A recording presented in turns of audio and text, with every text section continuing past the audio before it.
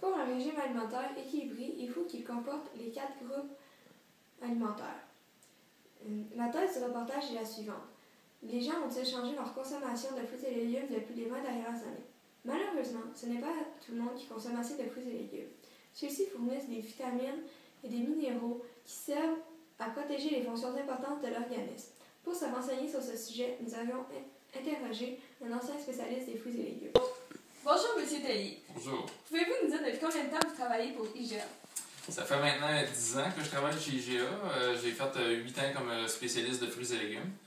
Maintenant, je suis conseiller en gestion depuis 2 ans. Alors, les gens consomment-ils plus ou moins de légumes et de fruits qu'il y a 20 ans? Ben oui, ils consomment plus de fruits et légumes qu'avant. Nous, on évalue ça avec le ratio dans le département.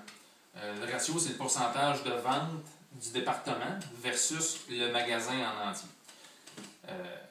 Avant ça, un département de viande pouvait être de 18 à 20 de ratio, puis les fruits étaient de 8 à 10. Mais aujourd'hui, ça a changé. J'ai des départements de fruits à 22 de ratio. Les fruits ont dépassé la viande. D'accord. Est-ce que la variété des fruits et légumes a changé? Oui, elle a beaucoup changé avec la mondialisation. Tous les gens qui voyagent, ça amène beaucoup de nouveaux produits ça, dans le système. Alors, les produits des agriculteurs locaux sont-ils présents en plus forte ou plus faible quantité? Sont aussi présents qu'avant, mais sont présents plus longtemps qu'avant. Avant ça, à cause des façons de conserver, on pouvait pas avoir des carottes, des oignons, des patates, des pommes à longueur d'année. Ben là, aujourd'hui, on fait quasiment le tour de la boucle en un an. D'accord. Maintenant, on va parler un petit peu des consommateurs. Est-ce qu'ils consomment plus ou moins de fruits et légumes importés qu'il y a 20 ans?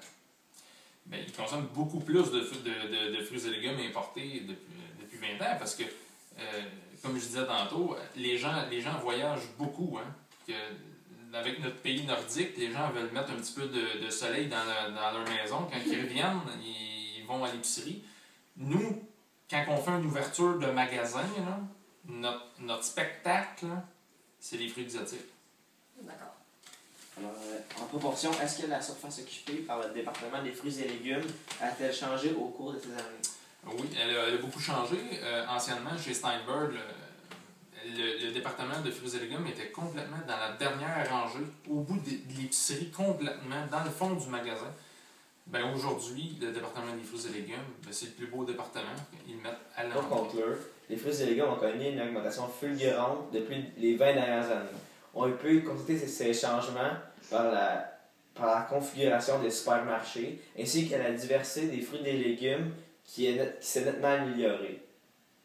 On peut y retrouver des fruits et légumes dont il est impossible de cultiver au Québec.